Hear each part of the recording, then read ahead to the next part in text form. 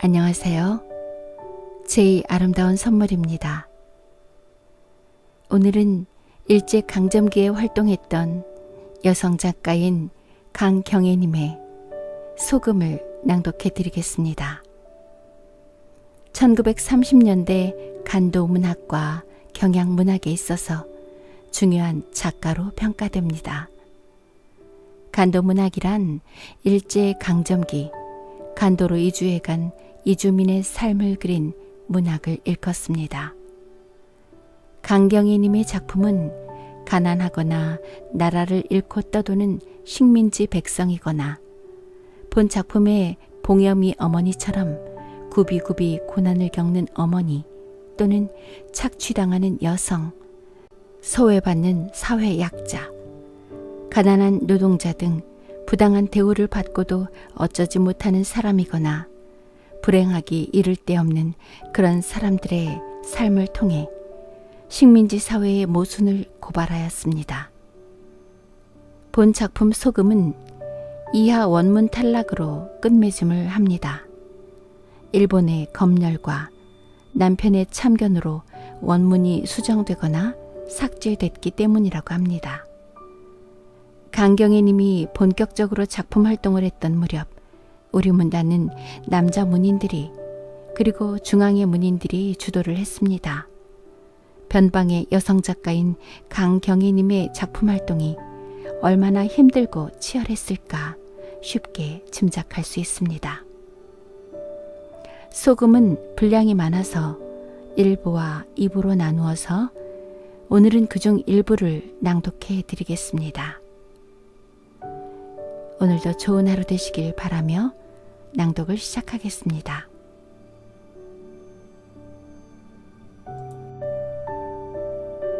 소금 강경애 농가 용정서 팡둥 중국인 쥐주가 왔다고 기별이 오므로 남편은 벽에 걸어두고 아끼던 수목 두루마기를 꺼내 입고 문 밖을 나갔다. 봉식 어머니는 어쩐지 불안을 금치 못하여 문을 열고 바쁘게 가는 남편의 뒷모양을 물끄러미 바라보았다. 참말 팡둥이 왔을까? 혹은 자위단들이 또 돈을 달래려고 거짓 팡둥이 왔다고 하여 남편을 데려가지 않는가? 하며 그는 울고 싶었다. 동시에 그들의 성화를 날마다 받으면서도 불평 한마디 토하지 못하고 터들터들 애쓰는 남편이 끝없이 불쌍하고도 가여워 보였다. 지금도 저렇게 가고 있지 않은가? 그는 한숨을 푹 쉬며 없는 사람은 내고 남이고 모두 죽어야 그 고생을 면할 게야 별 수가 있나 그저 죽어야 해 하고 탄식하였다. 그리고 무심히 그는 벽을 긁고 있는 그의 손톱을 발견하였다.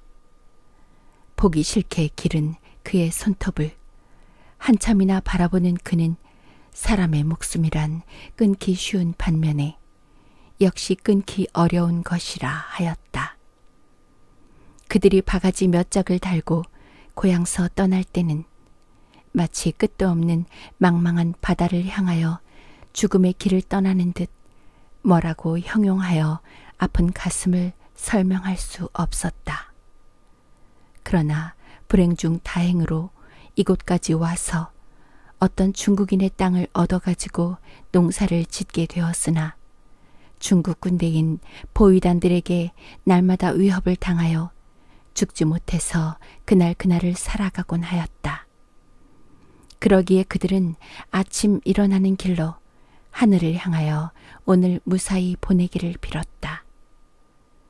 보위단들은 그들이 받는 바 월급만으로는 살 수가 없으니 농촌으로 돌아다니며 한 번, 두 번 빼앗기 시작한 것이 지금에 와서는 의뢰할 것으로 알고 아무 주저 없이 백주에도 농민을 위협하여 빼앗곤 하였다.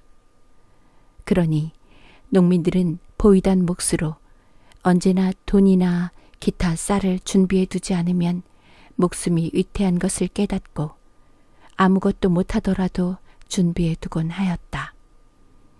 그동안 이어 나타난 것이 공산당이었으니 그 후로 지주와 보위단들은 무서워서 전부 도시로 몰리고 간혹 농촌으로 순회를 한다더라도 공산당이 있는 구역에는 감히 들어오지를 못하게 되었다. 그러나 시국이 바뀌며 공산당이 쫓기어 들어가면서부터 자위단들이 나타나게 된 것이었다. 그는 그의 손톱을 바라보며 몇 번이나 보위단들에게 죽을 뻔하던 것을 생각하며 그나마 오늘까지 목숨이 붙어있는 것이 기적같이 생각되었다. 그리고 남편을 찾았을 때 벌써 남편의 모양은 보이지 않았다. 그는 멀리 토담 위에 휘날리는 깃발을 바라보며 남편이 이젠 건너 마을까지 갔는가 하였다. 그리고 잠깐 잊었던 불안이 또다시 가슴에 답답하도록 치민다. 남편의 말을 들으니 자위단들에게 무는 돈은 다 물었다는데 참말 팡둥이 왔는지 모르지. 지금이 씨 뿌릴 때니 아마 왔을 게야. 그러면 오늘 봉식이는 팡둥을 보지 못하겠지. 농량도 못 가져오겠구먼 하며 다시금 토담을 바라보았다. 저 토담은 남편과 기타 농민들이 거의 1년이나 두고 쌓은 것이다. 마치 고향서 보던 성같이 보였다. 그는 토담을 볼 때마다 지금으로부터 4, 5년 전 그 어느 날 밤 일이 문득문득 생각히었다. 그날 밤 한밤중에 총소리와 함께 사면에서 아우성 소리가 요란스러이 났다. 그들은 얼핏 아궁 앞에 비밀리에 파놓은 움에 들어가서 며칠 후에야 나와보니 팡둥은 도망가고 기타 몇몇 식구는 무참히도 죽었다.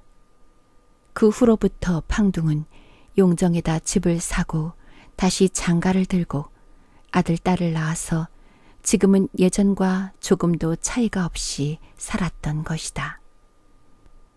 팡둥이 용정으로 쫓기어 들어간 후에 저 집은 자위단들의 소유가 되었다. 그래서 저렇게 길을 꽂고 문에는 파수병이 서 있었다. 그는 눈을 옮겨 저 앞을 바라보았다. 그 넓은 들에 햇볕이 가득하다. 그리고 조교 같은 새무리들이 그 푸른 하늘을 건너질러 펄펄 날고 있다. 우리도 언제나 저기다 땅을 가져보나 하고 그는 무의식간에 탄식하였다.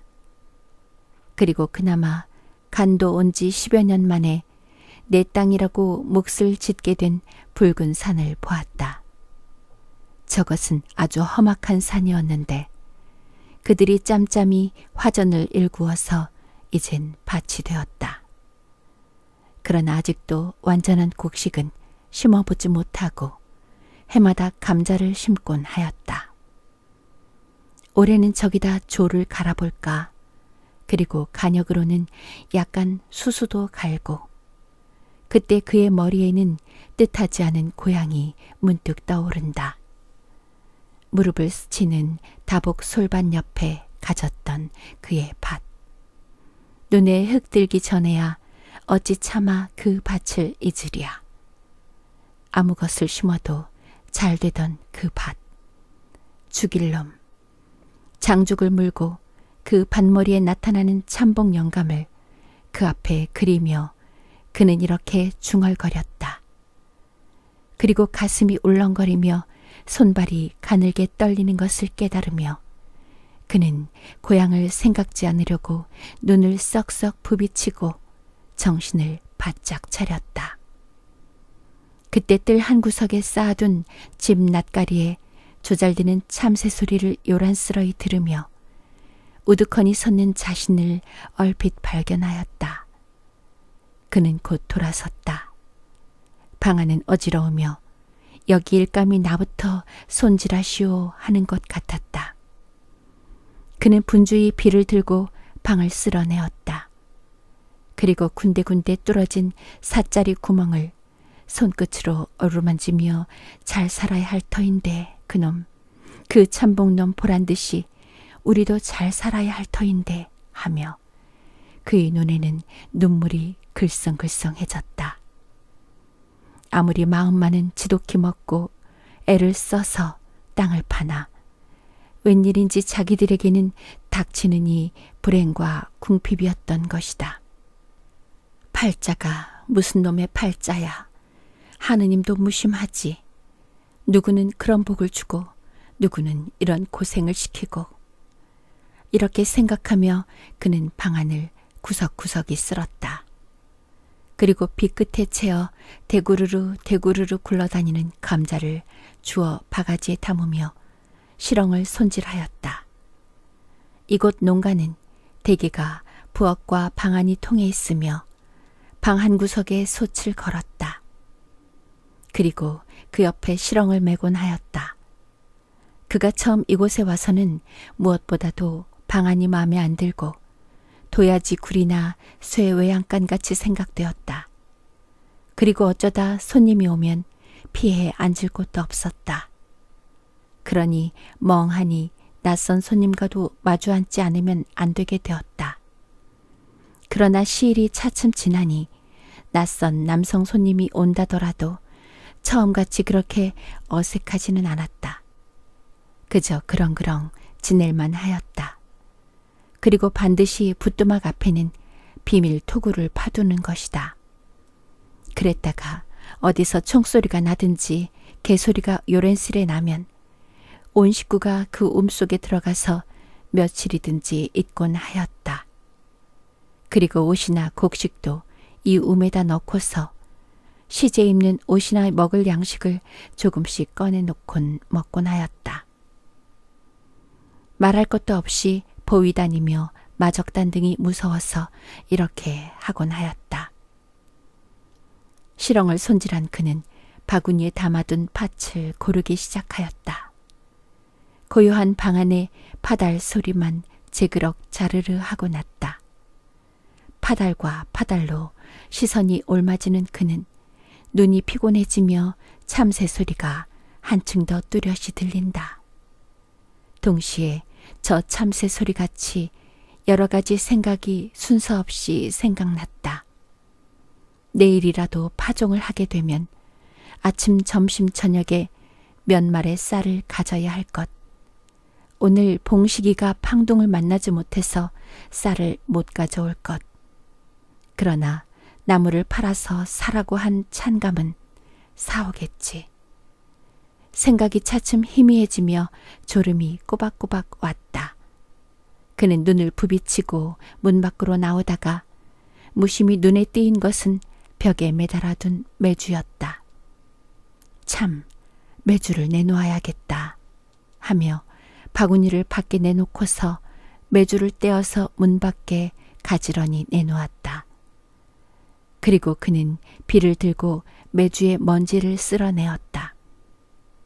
그는 하나하나의 매주덩이를 들어보며 간장이나 서너 동이 빼고 고추장이나 한 단지 담그고 그러자면 소금이나 두어 말은 가져야지. 소금 하며 그는 무의식간 한숨을 푹 쉬었다. 그리고 또다시 고향을 그리며 멍하니 앉아 있었다. 고향서는 소금으로 이를 다 닦았건만 다리는데도 소금 한 줌이면 후련하게 내려갔는데 하였다.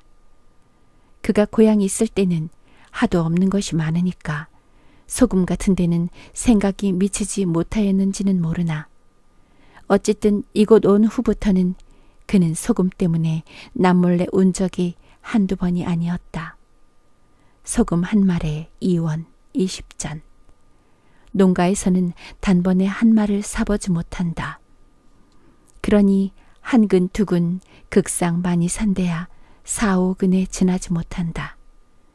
그러므로 장 같은 것도 단번에 담그지를 못하고 소금 생기는 대로 담그다가도 어떤 때는 매주만 썩여서 장이라고 먹곤 하였다. 장이 싱거우니 온갖 찬이 싱거웠다.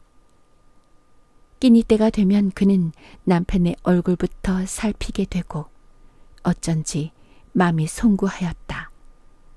남편은 입 밖에 말은 내지 않으나 번번이 얼굴을 찡그리고 밥술이 차츰 느려지다가 맥없이 술을 놓곤 하는 때가 종종 있었다. 이 모양을 바라보는 그는 입안의 밥알이 갑자기 돌로 변하는 것을 느끼며 슬며시 술을 놓고 돌아앉았다. 그리고 해종일 들에서 일하다가 들어온 남편에게 등허리에 땀이 훈훈하게 나도록 훌훌 마시게 국물을 만들어 놓지 못한 자기. 과연 자기를 아내라고 할 것일까? 어떤 때 남편은 식욕을 충동시키고자 고춧가루를 한 술씩 떠넣었다. 그리고는 매워서 눈이 뻘개지고 이맛가에서는 주먹 같은 땀방울이 맺히곤 하였다. 고춧가루는 왜 그리 잡수셔요? 하고 그는 입이 벌어지다가 가슴이 무뚝해지며 그만 입이 다물어지고 말았다. 동시에 음식을 맡아 만드는 자기. 아, 어떻게 해야 좋을까? 이러한 생각을 되풀이하는 그는 한숨을 땅이 꺼지도록 쉬며 오늘 저녁에는 무슨 찬을 만드나 하고 메주를 다시금 굽어보았다. 그때 신발 소리가 자박자박 나므로 그는 머리를 들었다. 학교에 갔던 봉여미가 책보를 들고 이리로 온다. 왜 책보 가지고 오니? 오늘 반공일이여. 메주 내놨네? 봉여미는 생글생글 웃으며 메주를 들어 맡아보았다. 아버지 가신 거 보았니? 응, 정팡둥이 왔더라 어머니. 팡둥이? 왔디? 이때까지 그가 불안에 붙들려 있었다는 것을 느끼며 가볍게 한숨을 몰아쉬었다. 어서 봤니? 팡둥집에서. 저 아버지랑 자위단들이랑 함께 앉아서 뭘 하는지 모르겠더라. 약간 찌푸리는 봉염의 양미간으로부터 옮아오는 불안. 팡둥도 같이 앉았디? 봉염이는 머리를 끄덕이며 무슨 생각을 하고 또다시 생글생글 웃었다. 그리고 책보 속에서 달래를 꺼냈다. 학교 뒷밭에가 달래가 어찌 많은지. 한 끼 넉넉하구나. 대견한 듯이 그의 어머니는 달래를 만져보다가 그중 큰 놈으로 골라서 뿌리를 자르고 한꺼풀 벗긴 후에 먹었다. 봉여미도 달래를 먹으며 어머니, 나도 운동화 신으면. 무의식간에 봉여미는 이런 말을 하고도 어머니가 나무랄 것을 예상하며 어머니를 바라보던 시선을 달래뿌리로 옮겼다. 달래뿌리와 뿌리 사이로 나타나는 운동화. 아까 용해가 운동화를 신고 참새같이 날뛰던 그 모양. 쟤는 이따금 미치 수작을 잘해. 그의 어머니는 코끝을 두어 번 부비치며 눈을 흘겼다. 봉여미는 달래가 흡사히 운동화로 변하는 것을 느끼며 어머니 말에 그의 조그만 가슴이 따가워왔다. 어머니는 밤낮 미친 수작밖에 몰라. 한참 후에 봉여미는 이렇게 종알거렸다. 그리고 용해의 운동화를 바라보고 또 몰래 만져보던 그 부러움이 어떤 불평으로 변하여지는 것을 그는 느꼈다. 그의 어머니는 봉여미를 똑바로 보았다. 그래, 네 말이 미친 수작이 아니냐? 공부도 겨우 시키는데 운동화. 예, 너도 지금 같은 개와 세상에 낫기에 그나마 공부도 하는 줄 알아라. 아, 우리들 전에 자랄 때에야 뭘 어디가 물 깃고 배 짜고 여름에는 김 매고 그래도 집신이나마 어디 고운 것 신어본다디. 어미애비는 풀 속에 머리들을 밀고 애쓰는데 그런 줄을 모르고 운동화? 배나 골치 않으면 다행으로 알아. 그런 수작 하려거든 학교에 가지 마라. 뭐 어마이가 학교에 보내우머? 봉여미는 가볍게 공포를 느끼면서도 가슴이 오쓱하도록 반항하였다. 그리고 얼굴이 갑자기 화끈함으로 눈을 깜빡하였다. 그래, 너희 아버지가 보내면 난 그만두라고 못할까? 계집애가 왜 저 모양이야? 뭘 좀 안다고 어미 대답만 톡톡하고. 이에 이놈의 계집애 어미가 무슨 말을 하면 잠잠하고 있는 게 아니라 톡톡 무슨 아가리질이냐? 그래, 내 수작이 오르냐? 우리는 돈 없다. 너 운동화 사줄 돈이 있으면 봉식이 공부를 더 시키겠다, 야. 봉여미는 분김에 달래만 자꾸 먹고 나니 매워서 못 견딜 지경이다. 그리고 눈에는 약간의 눈물이 비쳤다. 왜 돈 없어요? 왜 오빠 공부 못 시켜요? 그 순간 봉염의 머리에는 선생님의 하던 말이 번개같이 떠오른다. 그리고 그의 가슴이 터질 듯이 끓어오르는 불평을 어머니에게 토할 것이 아님을 깨달았다. 그러나 아무것도 모르고 딸만 그르게 생각하고 덤비는 그의 어머니가 너무도 가엾었다. 그의 어머니는 하도 어이가 없어서 멍하니 봉여미를 바라보았다. 동시에 없으면 딴 남은 그만두고라도 제 속으로 나온 자식들한테까지라도 저런 모욕을 받노나 하는 노여운 생각이 들며 이때까지 가난에 들볶이던 불평이 눈등이 뜨겁도록 치밀어 올라온다. 왜 돈 없는지 내가 아니? 우리 같은 거지들에게 왜 태어났니? 돈 많은 사람들에게 태어났지. 자식, 자식이 다 뭐야? 어머니의 언짢아 하는 모양을 바라보는 봉여미는 작년 가을에 타작마을이 얼핏 떠오른다. 그때 여름내 농사 지은 벼를 팡둥에게 전부 빼앗긴 그때의 어머니, 아버지. 지금 어머니의 얼굴빛은 그때와 꼭 같았다. 그리고 아무 반항할 줄 모르는 어머니와 아버지. 불쌍함이 지나쳐서 비굴하게 보이는 어머니. 어머니, 왜 돈 없는 것을 알아야 해요? 운동화는 왜 못 사줘요? 오빠는 왜 공부 못 시켜요? 그는 이렇게 말해가는 사이에 그가 운동화를 신고 싶어한 것이 잘못이 아니라는 것을 깨달았다. 그리고 무심하게 들어두었던 선생님의 말이 한 가지 두 가지 문득문득 생각났다. 이에 이년의 계집애 왜 돈 없어? 미천없어 남의 땅 부친이 없지. 내 땅만 있으면. 여기까지 말했을 때 그는 가슴이 뜨끔해지며 말문이 꾹 막혔다. 그리고 또다시 솔밭 옆에 가졌던 그 밭이 떠오르며 그는 눈물이 쑥 비어졌다. 그리고 금방 그 밭을 대하는 듯 눈물 속에 그의 머리가 아룽아룽 보이는 듯 하였다. 그때 가볍게 귓가를 스치는 총소리. 그들 모녀는 눈이 둥글해서 일어났다.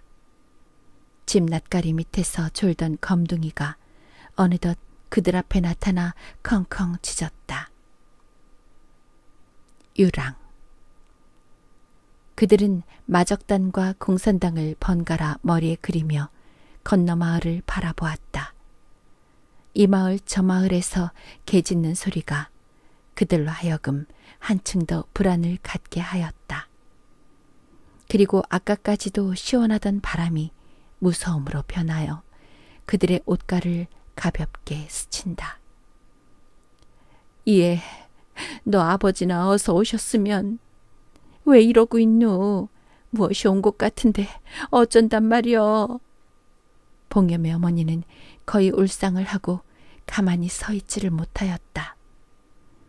총소리는 연달아 건너왔다. 그들은 무의식간에 방 안으로 쫓기어 들어왔다. 이제야말로 건너 마을에는 무엇이든지 온 것이 확실하였다. 그리고 몇몇의 사람까지도 총에 맞아 죽었으리라 하였다. 이렇게 생각하고 나니 봉염의 어머니는 속에서 불길이 화끈화끈 올라와서 견딜 수가 없었다. 그러면서도 감히 방문 밖에까지 나오지는 못하였다. 무엇들이 이리로 달려오는 것만 같았던 것이다. 어쩌누 봉식이라도 어서 오지 않고. 그는 벌벌 떨면서 이렇게 중얼거렸다. 암만 해도 남편이 무사할 것 같지 않았던 것이다. 더구나 팡둥과 같이 남편이 앉았다가 아까 그 총소리에 무슨 일을 만났을 것만 같았다. 예, 너 아버지가 팡둥과 함께 앉았디? 보았니? 그는 목에 침기라고는 하나도 없고 가슴이 답답해왔다. 봉염이도 풀풀 떨면서 말은 못하고 눈으로 어머니의 대답을 하였다. 그때 멀리서 신발 소리 같은 것이 들려오므로 그들은 부엌 구석에 토굴로 뛰어들어가서 감자 마대 뒤에 꼭 붙어 앉았다. 무엇들이 자기들을 죽이려고 이리 오는 것만 같았다. 한참 후에 어머니! 부르는 봉식의 음성에 그들은 겨우 정신을 차리고 마주 아우성을 치고도 얼른 밖으로 나오지를 못하였다. 그들이 온 밖에까지 나왔을 때 또다시 우뚝 섰다. 그것은 봉식이가 전신에 피투성이를 했으며 그 옆에 금방 내려놓인 듯한 아버지의 목에서는 선혈이 샘처럼 흘렀다. 그의 어머니는 아! 소리를 지르고 그 자리에 팔싹 주저앉았다. 그 다음 순간부터 그는 바보가 되어 멍하니 바라만 볼 뿐이었다. 봉식이는 어머니를 보며 안타까운 듯이 어머니는 왜 그러고만 있어요? 어서 이리 와요. 봉염이가 곧 어머니의 팔을 붙들었으나 그는 일어나다가 도로 주저앉으며 너 아버지 하고 중얼거릴 뿐이었다. 그 밤이 거의 새어 올 때에야 봉염의 어머니는 겨우 정신을 차리고 목을 내어 어이 하고 울었다. 넌 어찌 아버지를 만났니? 그때는 살았더냐? 무슨 말을 하시디? 봉식이는 입이 쓴 듯이 입맛만 쩍쩍 다시다가 살게 뭐유. 대답을 기다리는 어머니의 모양이 난처하여 이렇게 소리치고 나서 한숨을 후 쉬었다. 그리고 항상 아버지가 방둥과 자위단원들에게 고맙게 구는 것이 어쩐지 위태위태한 겁을 먹었더니만 결국은 저렇게 되고야 말았구나 하였다. 아버지 생전에 이 문제를 가지고 부자가 서로 언젠까지도 한 일이 있었으나 끝끝내 아버지는 자기의 뜻을 세웠다. 그보다 그의 입장이 그로하여금 그렇게 하지 않고는 견디지 못하게 하였던 것이다. 아버지 생전에는 봉식이도 아버지를 그르다고 100번 생각했지만 막상 아버지가 총에 맞아 넘어진 것을 용의 아버지에게 듣고 현장에 달려가서 보았을 때는 어쩐지 너무들 한다 하는 분노와 함께 누가 그르고 옳은 것을 분간할 수가 없이 머리가 아뜩해지곤 하였다. 이튿날 아버지의 장례를 지낸 봉식이는 바람이나 쏘이고 오겠노라고 어디로인지 가버리고 말았다. 모녀는 봉식이가 오늘이나 내일이나 하고 돌아오기를 손꼽아 기다리나 그 봄이 다 지나도 돌아오기는 고사하고 소식조차 끊어지고 말았다. 그래서 그들은 기다리다 못해서 봉식이를 찾아서 떠났다. 월요를 두고 이리저리 찾아다니나 그들은 봉식이를 만나지 못하였다. 마침내 그들은 용정까지 왔다. 그것은 전에 봉식이가 고학이라도 해서 나도 공부를 좀 해야지 하고 용정에 들어왔다 나올 때마다 투덜거리던 생각을 하여 행여나 어느 학교에나 다니지 않는가 하였던 것이다.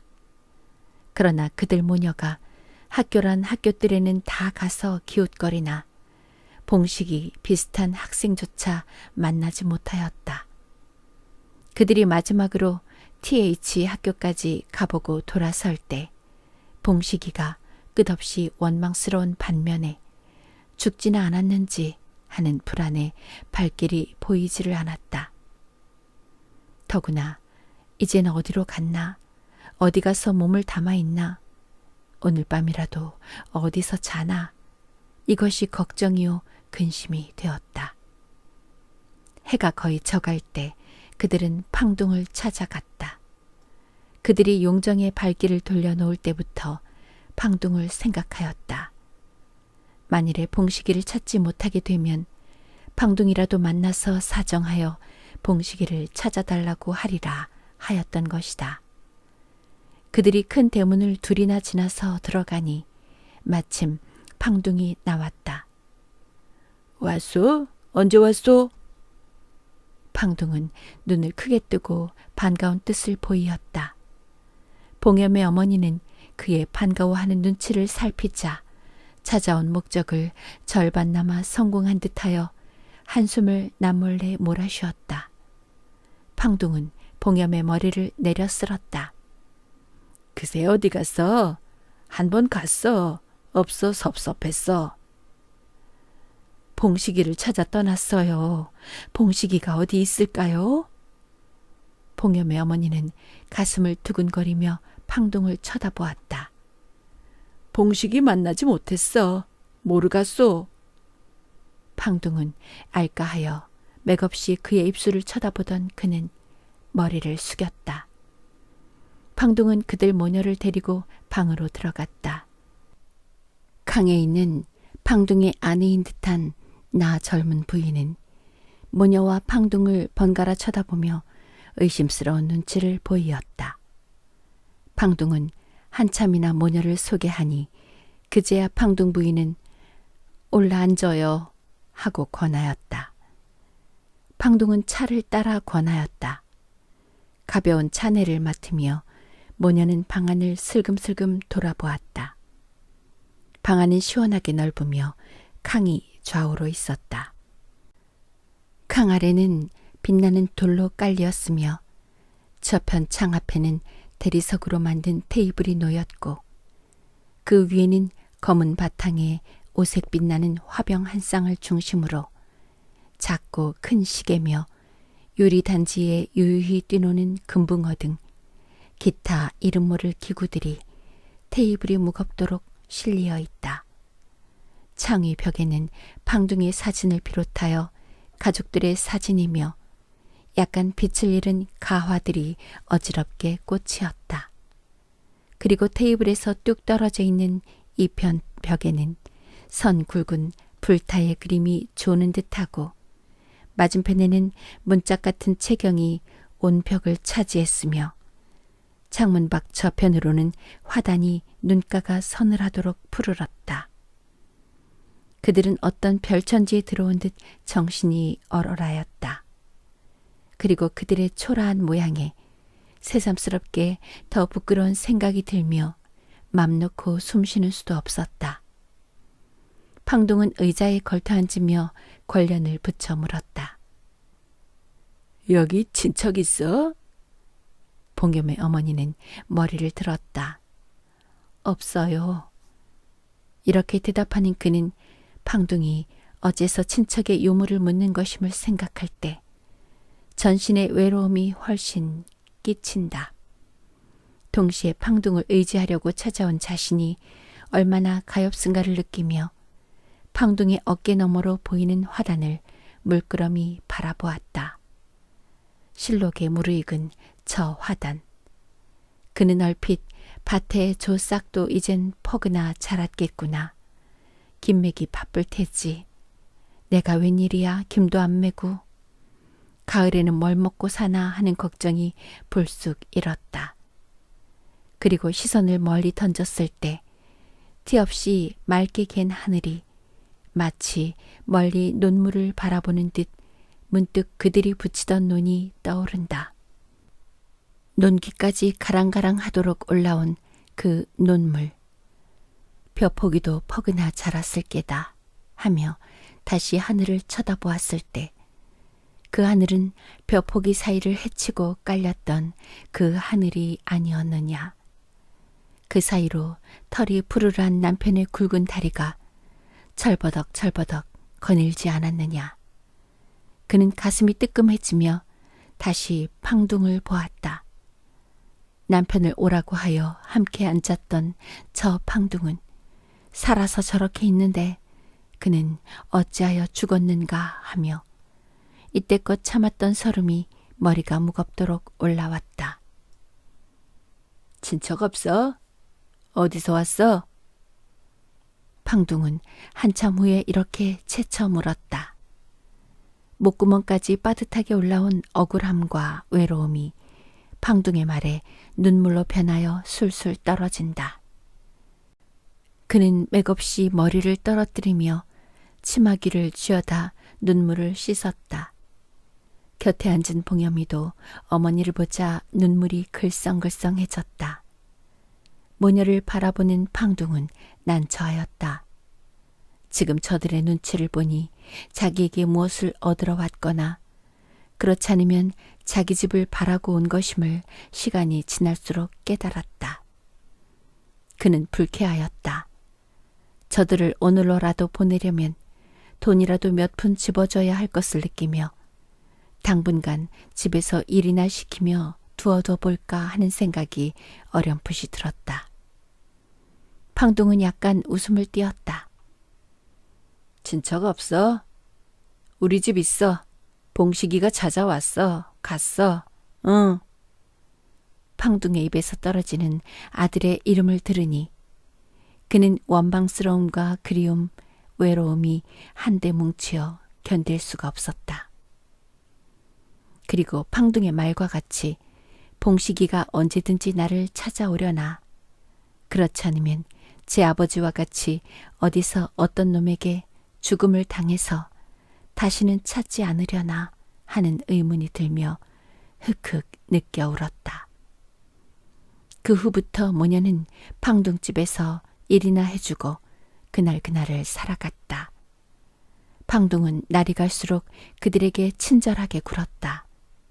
그리고 어떤 때는 밤이 오래도록 그들이 있는 방에 나와서 이런 이야기 저런 이야기를 하여주며 때로는 옷감이나 먹을 것 같은 것도 사다 주었다.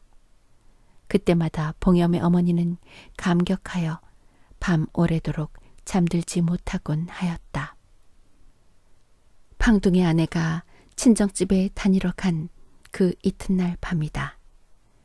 그는 팡둥의 아내가 말라놓고 간 팡둥의 속옷을 재봉 치매하였다. 팡둥의 아내가 언제 오른지는 모르나 어쨌든 그가 오기 전에 말라놓는 일을 다 해야 그가 돌아와서 만족해야 할 것이다. 그러므로 그는 밤잠을 못 자고 미싱을 돌렸다. 그는 이 집에 와서야 미싱을 배웠기 때문에 아직도 서툴렀다. 그래서 그는 바늘이 부러질세라, 기계에 고장이 생길세라 여간 조심이 되지를 않았다. 저편 팡둥 방에서 피리 소리가 처량하게 들려왔다. 팡둥은 밤만 되면 저렇게 피리를 불거나 그렇지 않으면 깡깡이를 뜯었다.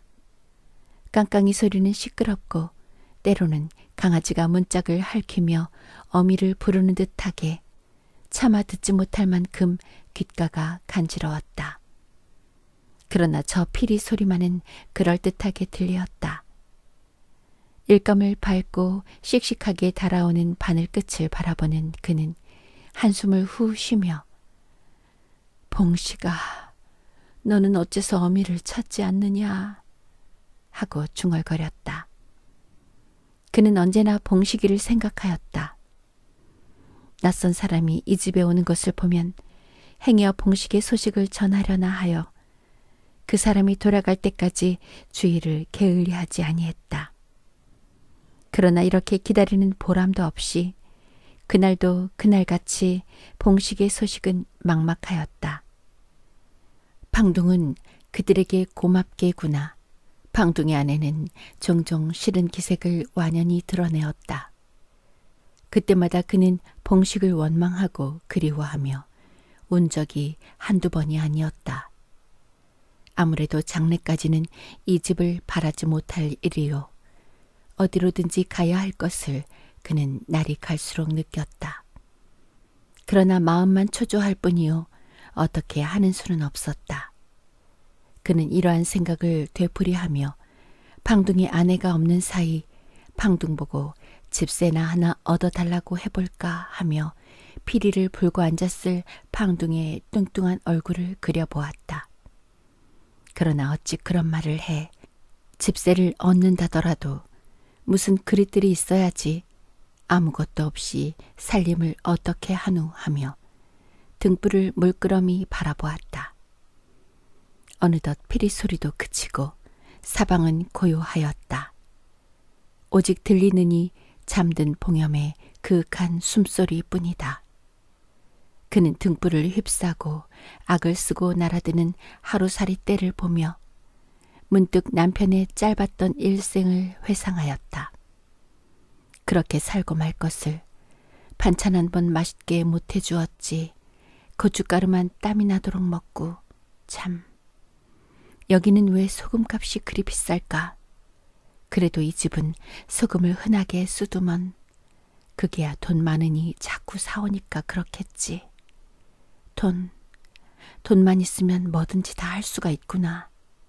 그 비싼 소금도 마음대로 살 수가 있는 돈. 그 돈을 어째서 우리는 모으지 못했는가 하였다. 그때 신발 소리가 자박자박 나더니 문이 덜거럭 열린다. 그는 놀라 휘끈 돌아보았다. 검은 바지에 흰 적삼을 입은 방둥이 빙그레 웃으며 들어온다. 그는 얼른 일어나며 일감을 한 손에 들었다. 앉아서 일만 했어? 방둥의 시선은 그의 얼굴로부터 일감으로 옮긴다. 그는 등불 곁으로 다가앉으며 방둥 보고 이 말을 할까 말까 집세 하나 얻어주시오 하고 금방 입술 사이로 흘러나오려는 것을 참으며 방둥의 기색을 흘끔 살피었다. 누구 옷이야? 내 해야? 방둥은 일감 한 끝을 쥐어보다가 내 해야. 배고프지 않아? 우리 방에 나가 차물도 먹고 과자도 먹고 응? 나갔어. 일감을 잡아당긴다. 그는 전 같으면 얼른 방둥의 뒤를 따라 나갈 터이나 방둥의 아내가 없는 것만큼은 주저가 되었다. 배고프지 않아요. 이렇게 말하는 그는 웬일인지 눈썹 끝에 부끄럼이 사르르 지나친다. 방둥은 일감을 휙 빼앗았다. 가, 응? 자, 어서. 그는 일감을 바라보며 어째야 좋을지 몰랐다. 그리고 이 기회를 타서 집세를 얻어달라고 할까 말까 할까. 안 가? 방둥은 일어서며 아까와는 달리 언성을 높인다. 그는 가슴이 선뜩해서 얼른 일어났다. 그러나 비쭉비쭉 나가는 방둥의 살찐 뒷덜미를 보았을 때 싫은 생각이 부쩍 들었다.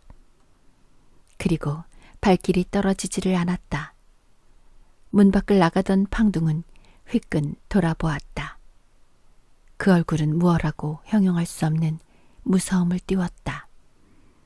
그는 맥없이 캉을 내려섰다.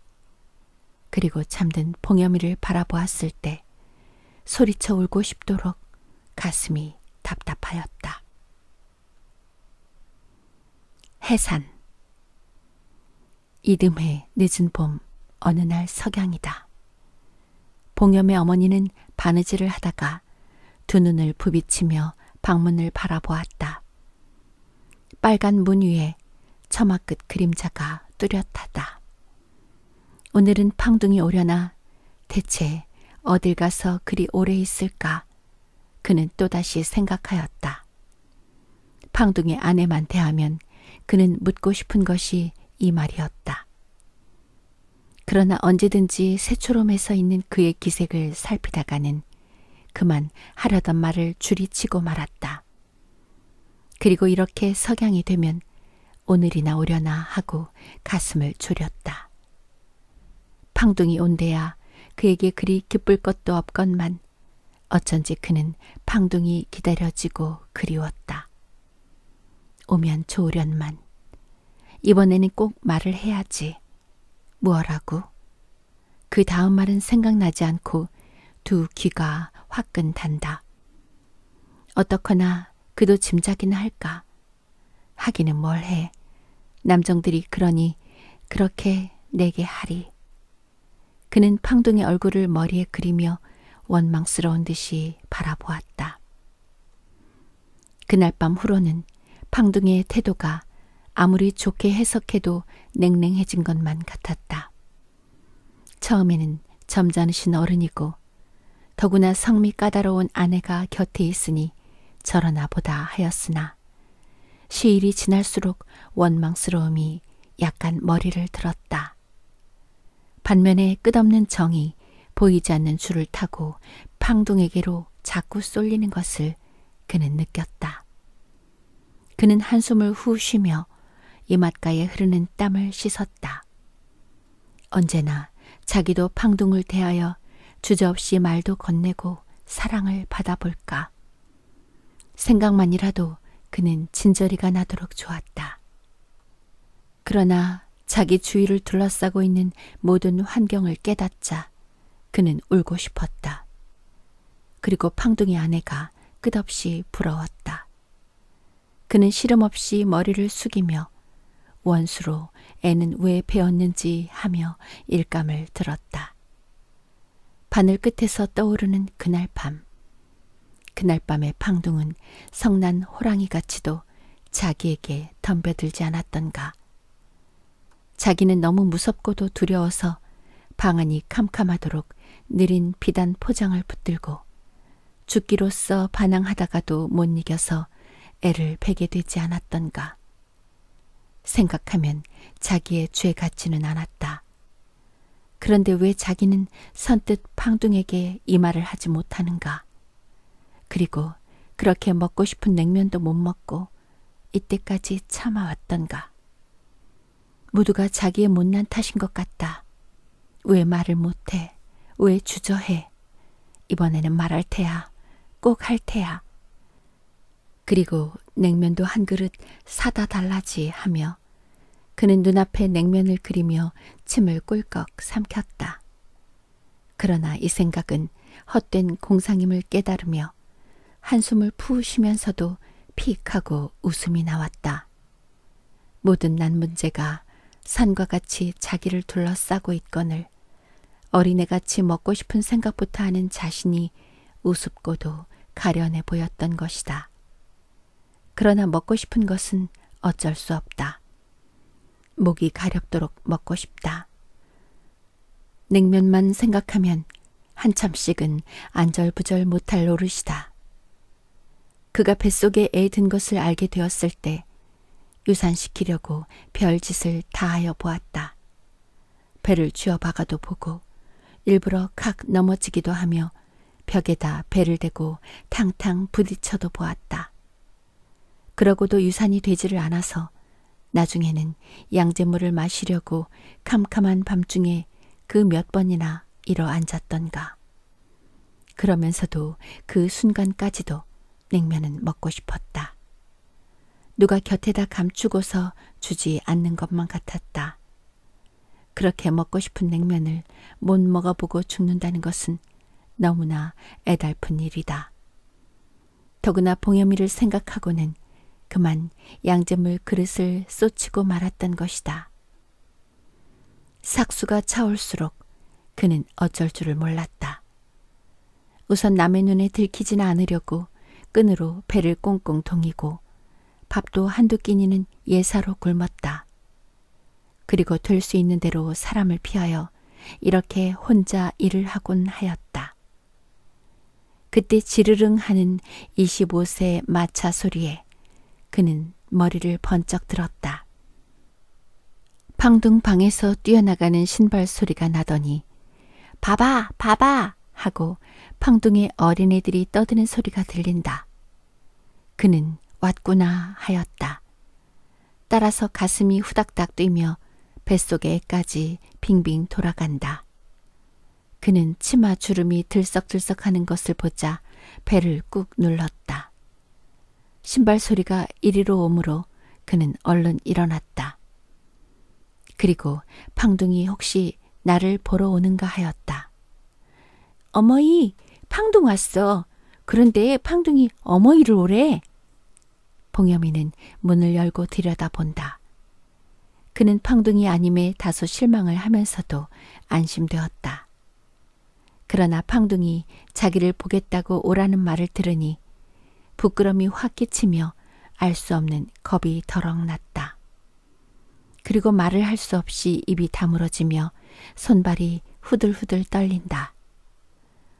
어머니 어디 아파? 봉여미는 중국 계집애 같이 앞머리카락을 보기 좋게 잘랐다. 그는 머리카락 사이로 눈을 동그랗게 뜨고 어머니를 말똥이 쳐다본다.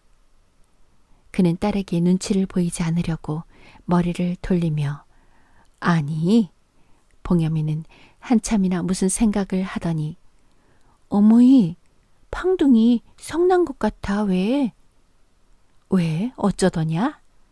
아니, 글쎄 말이야. 봉여미는 솥가에서 달아져서 보기 싫게 된 그의 손톱을 들여다보면서 아까 팡둥이 얼굴을 생각하였다. 그때 팡둥이 아내 소리가 빽 하고 났다. 뭐들 하기 그러고 있어? 어서 오라는데. 심상치 않은 그의 언성에 그들은 일시에 불길한 예감을 품으면서 팡둥 방으로 왔다. 팡둥은 어린애를 좌우로 안고서 모녀를 바라보았다. 그리고 잠깐 눈살을 찌푸리며 눈을 거칠게 뜬다. 팡둥의 아내는 입을 비쭉하였다.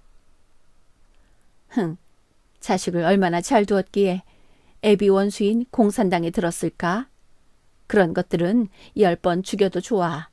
우리는 공산당 친척은 안 돼. 공산당과는 우리는 원수야. 오늘부터는 우리 집에 못 있어. 나가야지. 모녀를 딱 쏘아본다. 모녀는 갑자기 무슨 말인지를 알아들을 수가 없었다. 그리고 머리가 어찔어찔해 왔다. 이번 장귀디가 국자가 가서 네 오빠 죽이는 것을 보았단다.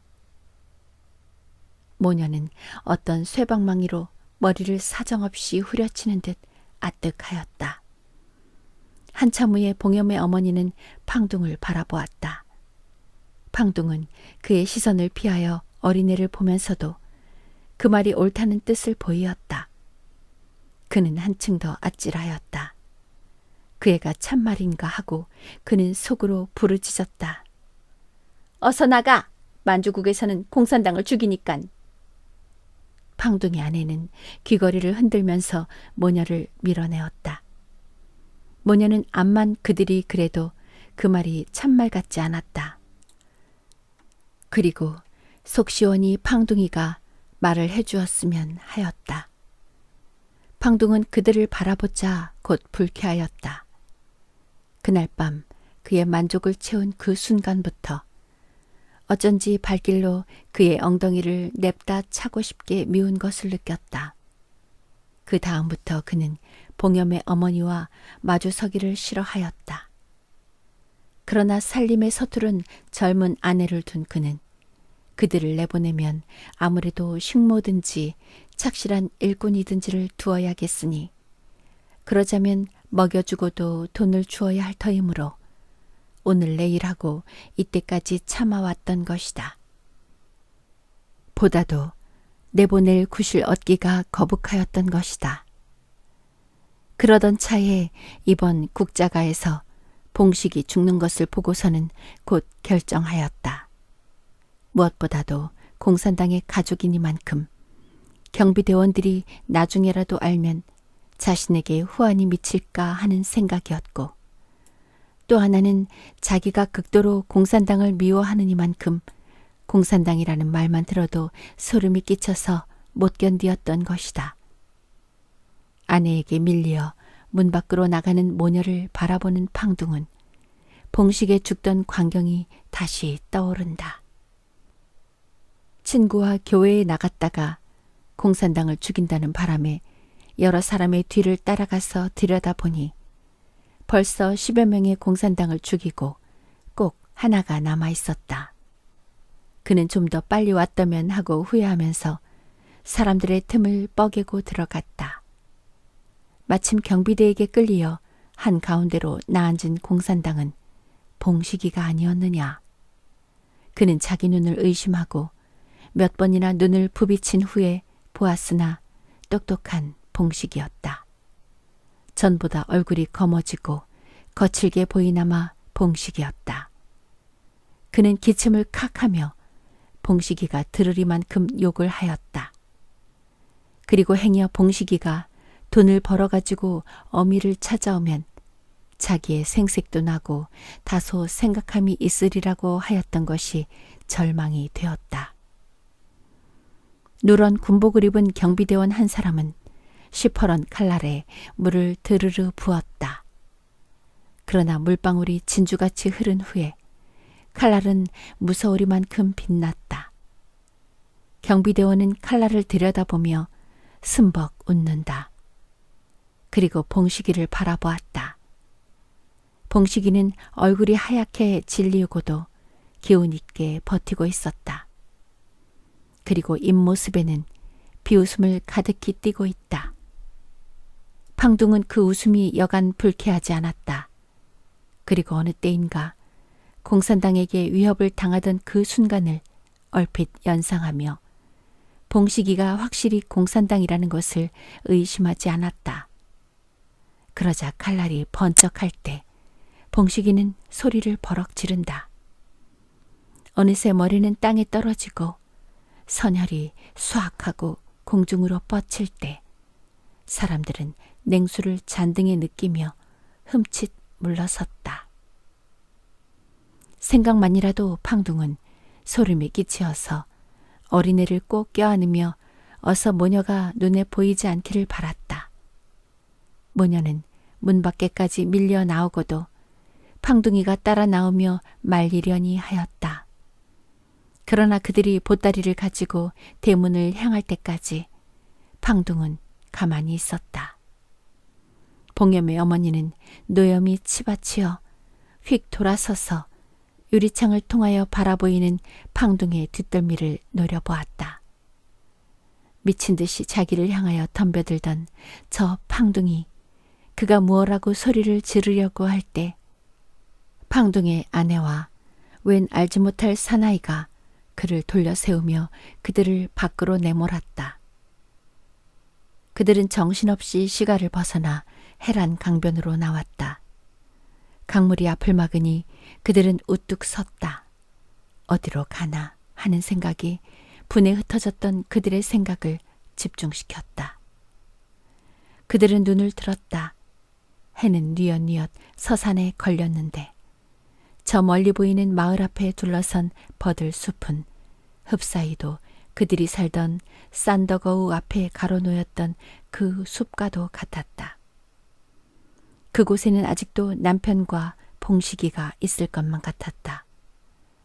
그러나 다시 한번 눈을 부비치고 보았을 때 봉염의 어머니는 털썩 주저앉았다. 그리고 소리 높이 흐르는 강물을 들여다보며 그만 죽고 말까 하였다. 동시에 이때까지 거짓으로만 들리던 봉식의 죽음이 새삼스럽게 더 걱정이 되며 가슴이 쪼개지는 듯 하였다. 그러나 그 말은 믿고 싶지 않았다. 봉식이는 똑똑한 아이다. 그러한 아이가 애비 원수인 공산당에 들었을 리가 없을 듯 하였다. 그것은 자기 모녀를 내보내려는 거짓말이다. 죽일련 그년이 내 아들을 공산당이라고. 에이, 이 년놈들 벼락 맞을라. 누구를 공산당이래? 너희 놈들이 그러고 되질 때가 있을라. 누구를 공산당이래? 봉염이 어머니는 시가를 돌아보며 이를 북북 갈았다. 시가에는 수없는 벽돌집이 다닥다닥 붙어 있었다. 저렇게 많은 집이 있건만 지금 그들은 몸담아 있을 곳도 없어 이리 쫓기어 나오는 생각을 하니 기가 꽉 찼다. 그리고 저자들은 모두가 팡둥 같은 그런 무서운 인간들이 사는 것 같아 보였다. 이렇게 원망스러우면서도 이리로 나오는 사람만 보이면 행여 팡둥이가 나를 찾아 나오는가 하여 가슴이 뜨끔해지곤 하였다. 어스름 황혼이 그들을 둘러쌀 때에 그들은 더욱 난처하였다. 봉여미는 훌쩍훌쩍 울면서 오늘 밤은 어디서 자노 어머이? 하였다. 그는 순간에 팡둥집으로 달려 들어가서 모조리 칼로 찔러 죽이고 자기들도 죽고 싶은 충동이 강하게 일어났다. 그래서 그는 벌떡 일어났다. 그러나 그의 앞으로 끝없이 길어나간 대철로를 바라보았을 때 소식 모르는 봉식이가 어미를 찾아 이 길로 터벅터벅 걸어올 때가 있지 않으려나. 그리고 또다시 팡둥의 말과 같이 아주 죽어서 다시는 만나지 못하려나 하는 의문에 그는 소리쳐 울고 싶었다. 속시원히 국자가를 가서 봉식의 소식을 알아볼까.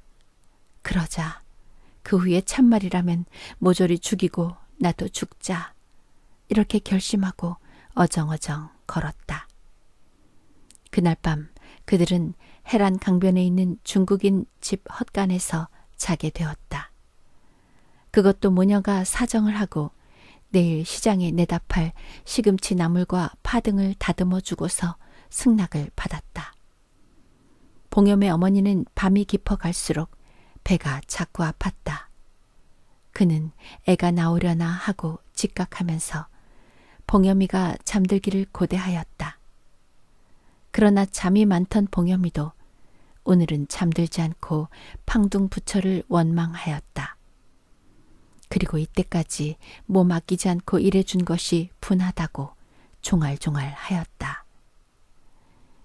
용애는 잘 있는지, 우리 학교는 학생이 많은지. 잠꼬대 비슷이 봉여미는 짓거리다가 그만 잠이 들고 만다. 그의 어머니는 한숨을 후 쉬며 어서 봉여미가 잠든 틈을 타서 나오면 얼른 죽여서 해란강에 띄우리라 결심하였다. 그리고 배를 꾹꾹 눌렀다.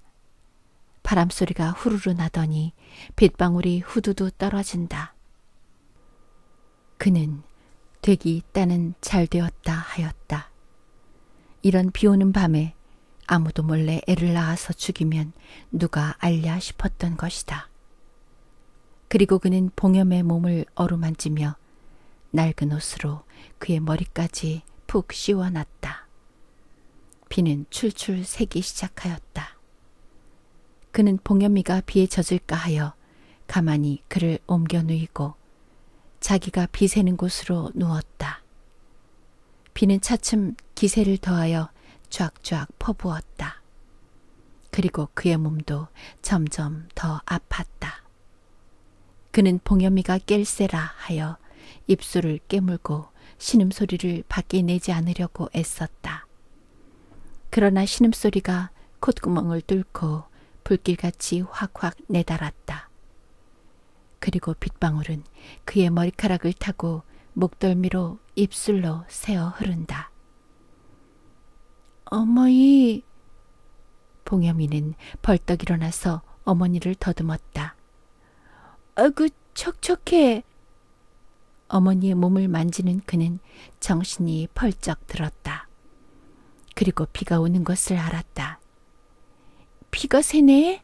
아이고 어떡하나?